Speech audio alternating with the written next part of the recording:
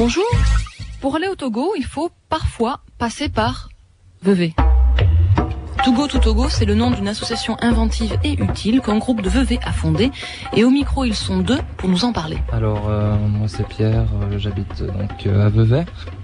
J'ai rejoint l'association Too Go to Togo il y a 1 année et demie. Alors moi c'est Vincent, j'habite aussi à Vevey, puis je suis dans l'association depuis sa fondation. Alors, cette association Too Go to Togo, quel est son principe? Alors c'est une association, en fait on était quelques amis à se dire ouais on aimerait bien faire quelque chose dans l'humanitaire. Et puis on a rencontré une fois un Togolais qui a été le déclic en fait du début de l'association.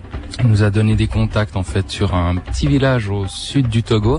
Et puis c'est depuis là que tout est parti, c'était il y a 3-4 ans maintenant. Et puis on s'est retrouvé petit à petit un groupe grandissant. Et le but concret c'est de soutenir dans le domaine médical un village de 5000 personnes à peu près au Togo. Situation du Togo actuellement. Alors actuellement, il y a une situation politique assez catastrophique.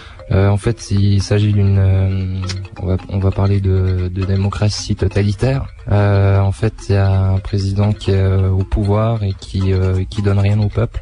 Et en fait, il y a 2 ethnies, il y a les Kabyles, il y a les Ewe, et les Kabyles c'est l'ethnie du président en fait, qui ont un peu plus que les Ewe, et donc le village dont on s'occupe sont des Ewe. Eux n'ont pour ainsi dire n'ont rien, et ils sont obligés de faire avec les moyens de bord en fait. Pourquoi vous avez eu envie de faire de l'humanitaire? Moi personnellement je me sentais mal à l'aise avec toute cette chance qu'on avait, tout ça, on n'a qu'à tendre le bras et on reçoit.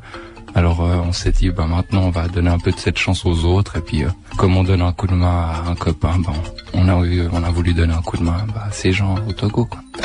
Le Togo en fait se situe sur l'équateur, donc c'est un climat très tropical en fait, très humide, avec 2 saisons, la saison sèche et la saison des pluies. Ce qui m'a frappé là-bas c'était en fait le manque de matériel et enfin la pauvreté qui régnait dans ce pays. Même dans la capitale, on rencontre des gens qui cultivent une toute petite parcelle de jardin au bord de la mer, au milieu des déchets, à côté des grands hôtels. Alors le Togo en fait, il y a 20 ans, on appelait ça la Suisse de l'Afrique, parce que justement ils arrivaient à faire beaucoup de tourisme, et depuis avec l'arrivée du président Yadema, l'économie du pays s'est littéralement cassé la figure. Et en fait maintenant il y a plus de tourisme, on rencontre carrément des ruines d'hôtels au bord de la plage. C'est vrai que c'est un pays splendide, mais actuellement c'est vraiment catastrophique ce qui se passe là-bas.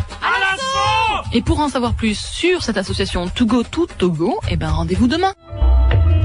Ils sont tombés amoureux du Togo et ont décidé de faire plus que de visiter le pays en touriste. Un jour, ils ont alors créé une association, Too Go to Togo, afin de financer les projets indispensables aux Togolais, des projets qui devaient normalement être soutenus par le gouvernement.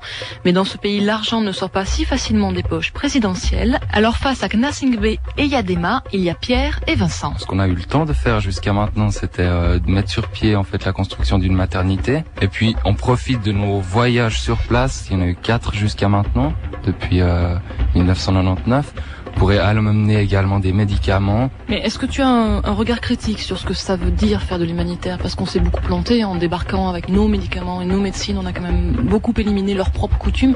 Est-ce que l'humanitaire reste une solution telle qu'on l'a fait aujourd'hui? Non, on va pas là-bas pour imposer une doctrine ou imposer nos médicaments ou quoi que ce soit. Leur maternité, c'est eux qui l'ont construite, c'est eux qui ont fait les plans, c'est eux qui décident où ils veulent mettre les choses. Combien coûte une maternité? Au final, elle nous a coûté 42 000 francs suisses. On avait un budget de 60 000 qui était prévu à la base. Le village s'est mobilisé, tout le monde a participé, on a réussi à diminuer les coûts fortement. L'argent, vous l'avez trouvé où? On a eu en fait la chance d'avoir des gens qui nous ont soutenus dès le début, que ce soit notre famille, nos amis, qui se sont dit voilà un projet de jeunes, on va le soutenir, on va essayer, on va voir ce que ça donne. Et puis maintenant on est content de les remercier. La prochaine étape c'est quoi? La construction d'une école? On essaie d'attaquer la source du problème maintenant, c'est un projet d'abduction d'eau. Parce que c'est vrai que c'est la source de toutes les maladies là-bas. Gnassingbé et Yadema, c'était bien sûr le nom du président du Togo, et le contact de l'association, c'est www.toogototogo en un seul mot.com. Souvent, quand on parle de notre association, etc., à d'autres jeunes, parce qu'on en parle souvent à nos amis ou à nos proches, puis ils nous disent ouais, de toute façon moi je suis étudiant et tout ça, j'ai pas un rond. Alors juste pour préciser, avec 500 francs CFA, donc c'est la monnaie locale, ce qui équivaut à peu près à 1,75 franc suisse, on peut faire accoucher une femme. On est une association où on est tous des bénévoles, ça veut dire que plus du 95% des rentrées d'argent partent directement au Togo. On a des frais vraiment limités, on paye nous-mêmes nos trajets sur place, vraiment les frais sont entièrement limités. Salut, à demain.